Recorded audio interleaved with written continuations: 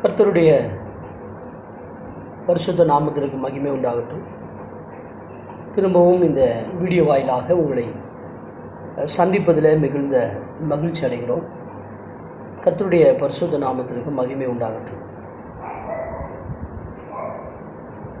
இந்த நாளிலும் நாம் ஆண்டுடைய வசனத்தை நாம் தியானிக்க போகிறோம். மத்தேயு எழுதின சுவிசேஷம் 4வது அதிகாரம் 17வது வசனம் இப்படியாக சொல்லுகிறது. அது முதல் இயேசு, மனம் திரும்புங்கள், பரலோக ராஜ்யம் சமீபத்திருக்கிறது என்று பிரசங்கிக்க தொடங்கினார். ஆண்டவராகிய இயேசு கிறிஸ்து அவர் வளர்ந்து தன்னுடைய 30வது வயதிலே அவனுடைய வசனத்திற்கு கீழ்ப்படிந்து ஞானஸ்தானம் பெற்று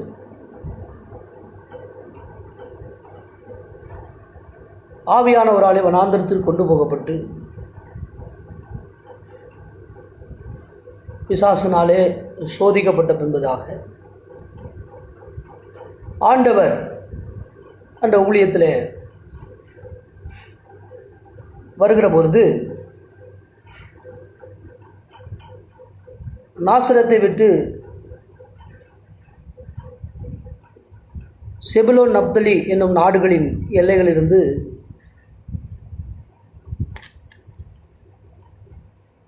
அந்த பகுதியில் இருக்கிற ஜனங்களுக்கு ஆண்டவர் இந்த சுவிசேஷத்தை பிரசங்கித்தார். அப்பொழுது அவர் வேதம் சொல்லுகிறது, இருளில் இருக்கிற ஜனங்கள் மிகப்பெரிய வெளிச்சத்தை கண்டார்கள் என்று சொல்லி. அப்பொழுது ஆண்டவராகிய இயேசு கிறிஸ்து, அது முதல் மனம் திரும்புங்கள், பரலோக ராஜ்யம் சமீபத்திருக்கிறது. மனம் திரும்புங்கள் என்று சொல்லி ஆண்டவர் இந்த நாட்களிலே நமக்கு ஒரு அறைகூவல் விடுகிறார். ஒருவேளை இந்த வீடியோவை நீங்கள் எதிர்ச்சியாய் பார்க்கிறவர்களாக இருக்கலாம், இல்லை ஏதோ நோக்கத்தோடு பார்க்குறவர்களாக இருக்கலாம், இல்லை இந்த செய்தியை ஒருவேளை ஆசீர்வாதத்தோடு கேட்க வேண்டும் என்கிற ஒரு தாகத்தோடு கேட்கிறவர்களாக இருக்கலாம். யாராக இருந்தாலும் சரி, அவனுடைய வசனம் சொல்லுது, மனம் திரும்புங்கள், பரலோக ராஜ்யம் சமீபமாக இருக்கிறது. 2000 ஆண்டுகளுக்கு முன்பதாக ஆண்டவராகிய இயேசு கிறிஸ்து தன்னுடைய வாயாலே சொன்ன வார்த்தை. இந்த உலகத்தில் அநேக ராஜ்யங்கள் தோன்றின. பாபிலோனிய சாம்ராஜ்யம், மேதிய பெர்சிய சாம்ராஜ்யம், கிரேக்க சாம்ராஜ்யம், ரோம சாம்ராஜ்யம், இப்பொழுது இருக்கிற ராஜ்யங்கள், இவைகள் எல்லாம் ஒரு நாளிலே அவைகள் அழிந்து போகும். இன்றைக்கு இருந்த பல ராஜ்யங்கள் இன்றைக்கு இருந்த இடம் தெரியவில்லை. ஆனால் ஒரே ஒரு ராஜ்யம் நிலை நிற்குமானால் அந்த ராஜ்யம் தேவனுடைய ராஜ்யம். ஆண்டவராகிய இயேசு கிறிஸ்து இந்த வேதாகமத்தில், இந்த சுவிசேஷ புத்தகங்களில் அநேக ஓமைகளை அவர் சொல்லியிருக்கிறதை நாம் பார்க்கலாம். அந்த ஓமைகள் அனைத்துமே பரலோக ராஜ்யத்தை குறித்த ஓமைகளை மட்டுமே அவர் சொல்லியிருக்கிறார்.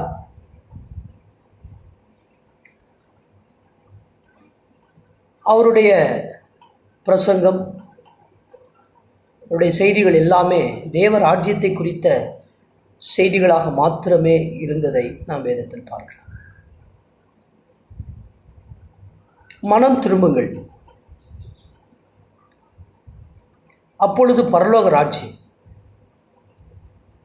ஆண்டு சொல்லுகிறார், பரலோக ராஜ்யம் சமீபத்தில் இருக்கிறது. அப்படி என்று சொன்னால் ஏதோ தூரத்தில் இல்லை, பக்கத்தில், சீக்கிரத்தில் அவருடைய ராஜ்யம் வரப்போகிறது. ஆண்டவராகிய இயேசு கிறிஸ்து அதி சீக்கிரத்தில் வரப்போகிறார். எப்படி அப்போஸ்தலருடைய கண்களுக்கு முன்பதாக வானத்திற்கு எடுத்துக்கொள்ளப்பட்டாரோ அதே போலவே ஆண்டவராகிய இயேசு கிறிஸ்து வேதம் சொல்கிறது, அவர் திரும்ப வருவார். வேதவசனம் தெளிவாய் சொல்கிறது, அவர் இதோ சீக்கிரமாய் வருகிறார். ஆண்டவர் சீக்கிரம் வரப்போகிறார். அவருடைய ராஜ்யத்தை ஸ்தாபிக்கப் போகிறார். ஆனால் அந்த ராஜ்யத்திற்குள்ளே நாம் இருக்க வேண்டுமானால் நாம் மனம் திரும்பி ஒரு பரிசுத்தமான வாழ்க்கை வாழ தேவன் நம்மை அழைக்கிறார். கிறிஸ்தவ வாழ்க்கை என்பது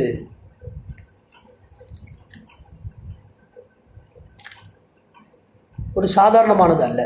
பாடுகள் நிறைந்தது, உபத்திரவங்கள் நிறைந்தது. ஆனால் ஆண்டவர் சொல்லுகிறார்,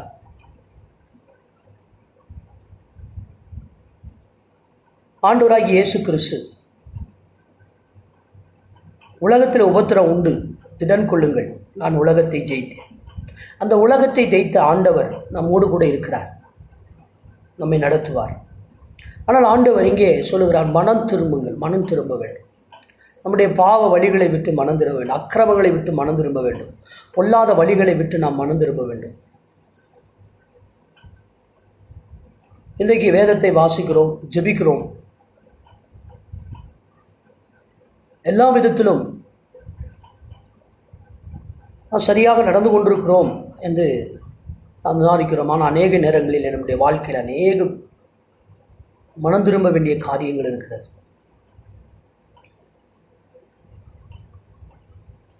ஒருவரை ஒருவர் குறை சொல்லுவது, ஒருவரை ஒருவர் தூசிப்பது,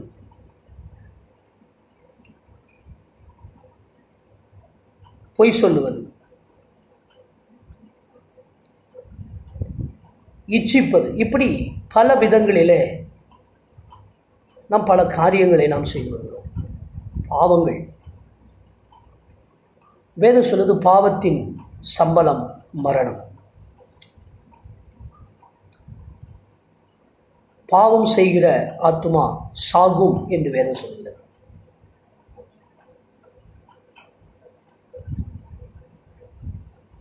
நீங்களும் நானும் இந்த நாட்களிலே ஒரு மனம் திரும்புதல் ஏற்ற கனிகளை கொடுக்க தேவன் எதிர்பார்க்கிறார். உலகத்திற்கும்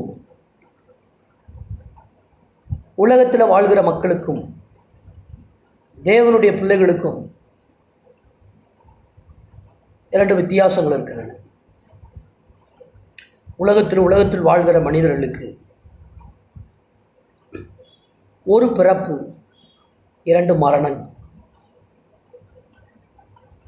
ஆனால் தேவனுடைய பிள்ளைகளுக்கு இந்த உலகத்தில் அவர்கள் ரெண்டு பிறப்பு, ஒரே மரணம். உலகத்தில் வாழ்கிறவர்கள் அவர் இந்த உலகத்தில் பிறக்கிறார்கள், பாவத்திலும் சாபத்திலும் பலவிதமான பாவ சந்தோஷத்திலும் வாழ்ந்து அப்படியே அவர்கள் மரித்து போகிறார்கள். அப்படி மரித்து போவார்களானால் அவர்கள் முதலாவது மரணம் சரீர பிரகார மரணம், இரண்டாவது மரணம் ஆவிக்குரிய மரணம். ஆனால் ஆண்டவராகிய இயேசு கிறிஸ்துவை ஏற்றுக்கொண்டவர்களுக்கு இந்த உலகத்தில் ரெண்டு பிறப்பு, ஒன்று சரீர பிரகாரமாய், இன்னொன்று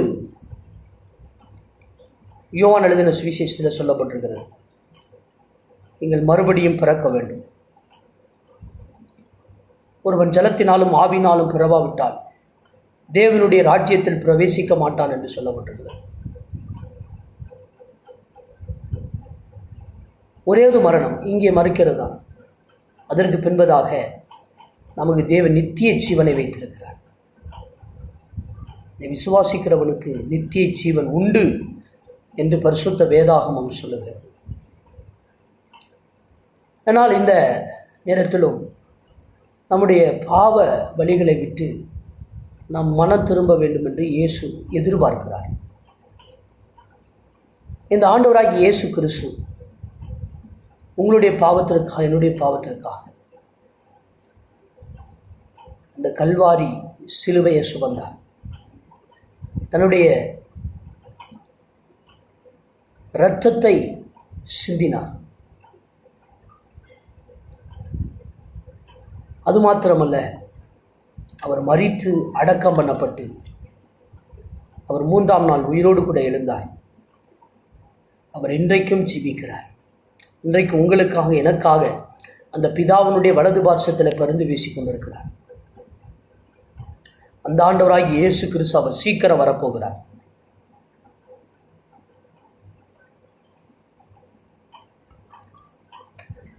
ஆகையால் நீங்கள் மனம் திரும்புங்கள். உங்களுக்கு தேவன் பரலோக ராஜ்யத்தை கொடுப்பார். வேதம் சொல்லுது, இருதயத்தில் சுத்தம் உள்ளவர்கள் பாக்கியவான்கள், அவர்கள் தேவனை தரிசிப்பார்கள்.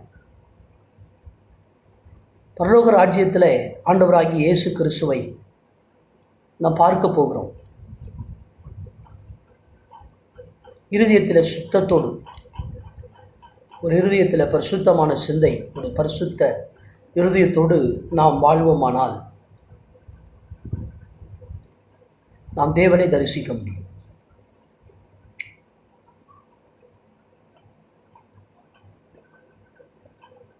ஆவியில் எளிமை உள்ளவர்கள் பாக்கியவான்கள், பரலோக ராஜ்யம் அவர்களுடையது என்று சொல்லப்பட்டிருக்கிறது. மத்திய எழுதின சுவிசேஷம் 5வது அதிகாரம் 3வது வசனம் சொல்கிறது, ஆவியில் எளிமை உள்ளவர்கள் பாக்கியவான்கள், பரலோக ராஜ்யம் அவர்களுடையது. ஆவியில் ஒரு எளிமை, ஆவிக்குரிய வாழ்க்கையில் இருக்கிற பெருமைகளை எடுத்து போட்டுவிட்டு நாம் ஆவியிலே தாழ்மையோடு நடந்து கொள்வோமானால் இந்த பரலோக ராஜ்யத்தை நாம் சுதந்திரித்துக் கொள்ளலாம். இன்றைக்கி நம்மிடத்தில் எல்லா வசதிகள், பொருளாதாரத்தில், பலவிதமான காரியங்களில் இன்றைக்கி குறைவில்லாதபடி நாம் எல்லாவற்றிலும் நிறைவாய் கர்த்தர் நடத்துகிறார்.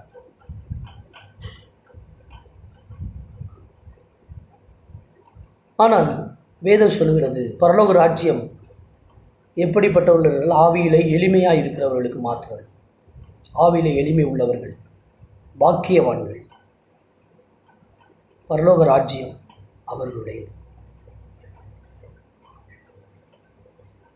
அந்த தேவனுடைய ராஜ்யத்தை நாம் சுதந்திரிப்பதற்கு ஆவியிலே எளிமையோடும் சுத்தமான இருதயத்தோடும் நாம் வாழ வேண்டும் என்று தேவன் எதிர்பார்க்கிறார். வேதம் சொல்லுகிறது, 4வது, துயரப்படுகிறவர்கள் பாக்கியவான்கள், அவர்கள் ஆறுதல் அடைவார்கள். தேவனுடைய ராஜ்யத்தில் தேவன் அவர்களுக்கு ஆறுதலை தருகிறார். ஆறுதலானது.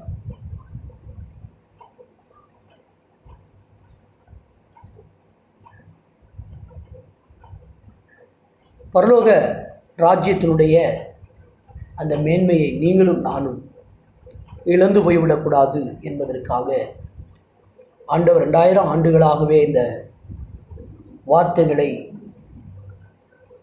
நமக்கு தெரியப்படுத்தி கொண்டே வருகிறார். மனம் திரும்புங்கள், மனம் திரும்புங்கள், மனம் திரும்புங்கள், பரலோக ராஜ்யம் சமீபத்தில் இருக்கிறது.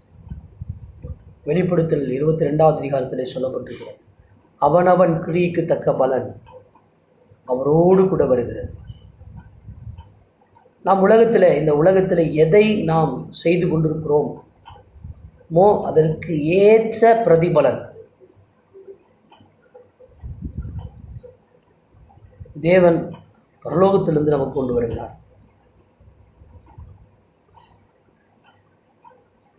அவருடைய வருகையை எதிர்பார்த்து கொண்டிருக்கிற சபையானது நாம் தான். அந்த சபை, சரீரமாகிய சபை குறித்து தான் வேதம் சொல்லும். நாம் தேவனுடைய ராஜ்யத்தை எதிர்பார்த்து காத்து கொண்டிருக்கிறோம். தேவனுடைய வருகை எதிர்பார்த்து காத்து கொண்டிருக்கிறோம். நம்முடைய தேவனுடைய வருகை எதிர்பார்த்து காத்து கொண்டிருக்கிற நாம் ஒரு மனம் திரும்பின ஒரு வாழ்க்கை வாழ வேண்டும் என்று தேவன் எதிர்பார்க்கிறார்.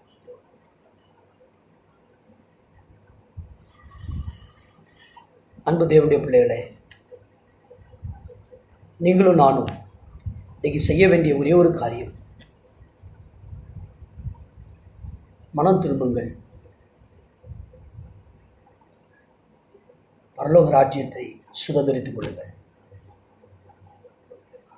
எந்தெந்த காரியத்தில் மனம் திரும்ப வேண்டும் என்று தேவன் உங்களை உணர்த்துகிறாரோ, நீங்கள் எந்தெந்த காரியத்தில் நீங்கள் உணர்த்தப்படுகிறீர்களோ அந்த இடத்துல நீங்கள் உங்களை அர்ப்பணியுங்கள். அந்த வழிகளை விட்டு மனம் திரும்புங்கள். ஏனென்று சொன்னால் ஆண்டவர் சொல்றார், நானே வழியும் சத்தியமும் ஜீவனுமாய் இருக்கிறேன், என்னை இல்லாமல் ஒருவனும் பிதாவினிடத்தில் வரான். தேவனுடைய ராஜ்யத்திற்குள்ளே நீங்களும் நானும் போக வேண்டுமானால் அவருடைய வழியிலே நடக்க வேண்டும். அவருடைய வழியிலே, அவர் காட்டின வழியிலே, அவர் சொல்லி சென்ற பாதையிலே, அவர் நமக்கு கற்றுக் கொடுத்த காரியத்தில் நாம் நடக்க வேண்டும் என்று தேவன் எதிர்பார்க்கிறார்.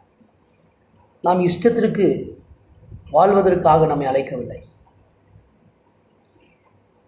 மற்றவர்கள் வாழ்வதை குறித்து நாம் பார்க்க வேண்டாம். நாம் ஆண்டவருக்காக எப்படி வாழ்கிறோம், நான் எப்படி ஆண்டவருக்காய் வாழ்கிறேன், என்னுடைய வாழ்க்கை ஆண்டவருக்கு பிரியமானதாக இருக்கிறதா, நான் ஆண்டவருடைய திட்டத்தை நிறைவேற்றுகிறவனாக நான் வாழ்கிறேன், நான் ஆண்டவருக்கு பிரியமுள்ள வாழ்க்கை வாழ்கிறேனா, ஆண்டவருக்கு அவருடைய வழியை பின்பற்றி நடக்கிறேனா, அவருடைய வழியிலே வலதுபுறம் இடதுபுறம் சாயாமல் நான் அவருடைய பாதையிலே நடக்கிறேனா என்பதை சற்று ஆராய்ந்து நிதானித்து அறிந்து நாம் அவருடைய வழியிலே நடப்போமானால் ஆண்டவர் நமக்கு அந்த நித்திய ஜீவனை கொடுக்க அவர் ஆயத்தமாயிருக்கிறார். இந்த ராஜ்யத்தை அவர் கொடுக்கிறார். சிறுமந்தையே, பயப்படாதே, தேவன் ராஜ்யத்தை உனக்கு கொடுக்க ஒரு பிரியமாக இருக்கிறார்.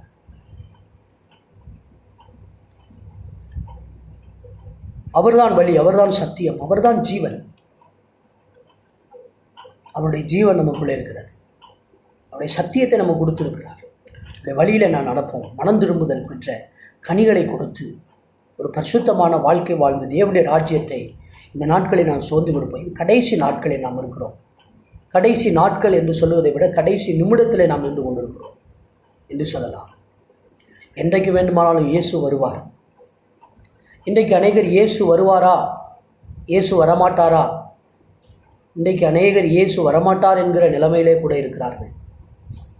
ஆனால் நிச்சயம் நான் உங்களுக்கு சொல்லுகிறேன், இயேசு சீக்கிரம் வரப்போகிறார். அவருடைய வருகைக்கு நீங்களும் நானும் ஆயத்தமாய் இருப்போமானால், மனம் திரும்பி பரிசுத்தமாய் வாழ்வோமானால், அவருடைய வழியிலே நடப்போமானால், இருதயத்திலே ஒரு சுத்தமுள்ள வாழ்க்கை, ஆவிலே எளிமை உள்ள வாழ்க்கை வாழ்வோமானால், இந்த ராஜ்யத்தை, இந்த தேவனுடைய ராஜ்யத்தை நான் சுதந்திரித்துக் கொள்ளும். ஏனென்று சொன்னால் இந்த உலகத்திலே நிலை நிற்கப் போகிற ராஜ்யம், இந்த ஸ்தோத்திரம், அது தேவனுடைய ராஜ்யம் மாத்திரமே. எல்லா ராஜ்யங்களும் அழிந்து போனது போலவே இப்பொழுது இருக்கவைகளும் அழிந்து போகும். வானமும் பூமியும் ஒளிந்து போகும்.